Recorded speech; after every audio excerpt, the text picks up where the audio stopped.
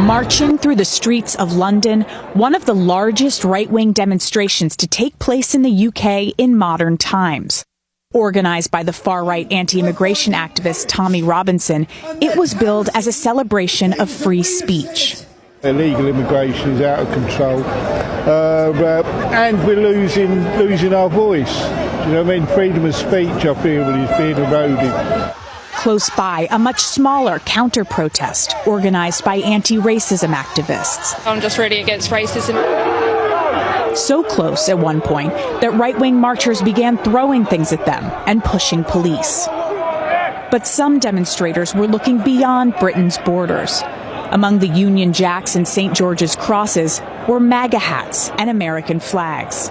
Me and my partner decided to have an American flag as well to show our solidarity with America, basically, and the relationship that we have, and more specifically because of the death of Charlie Kirk.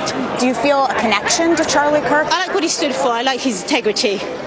Tens of thousands of people came out today to hear speakers at these screens. The crowds were so large they stretched all the way down the road behind me and then down behind past Westminster, across the bridge, over the Thames River to the south of the city.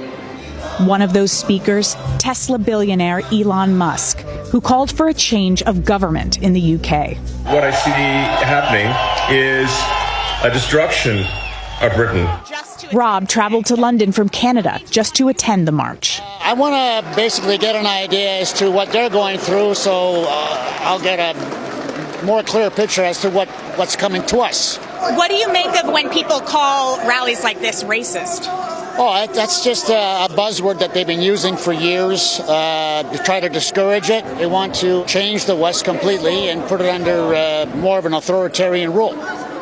London's Metropolitan Police said a number of its officers were assaulted by the right-wing demonstrators, Dorica, and that 25 people were arrested.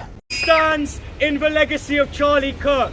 He stood on a platform of civil discourse, and we cannot stop to continue that civil discourse when our opposition will not meet us on the tent, but rather shoot at us. I have done stands at Camden Town, and whenever you do a stand, you potentially consent to your political opposition being the thing by which you die by. And I guarantee you, I have seen the United Kingdom, the radical left have been persecuting the Conservatives who have one clear message. We want to conserve our culture and our heritage. We will not import a culture that killed Charlie Kirk. We will continue in civil discourse. We will continue his work. We will pick up the megaphones, the microphones, the stands. They won't be able to move our minds by an inch, because I guarantee you, ladies and gentlemen, I will continue to speak up at university campuses. I will continue to speak up on the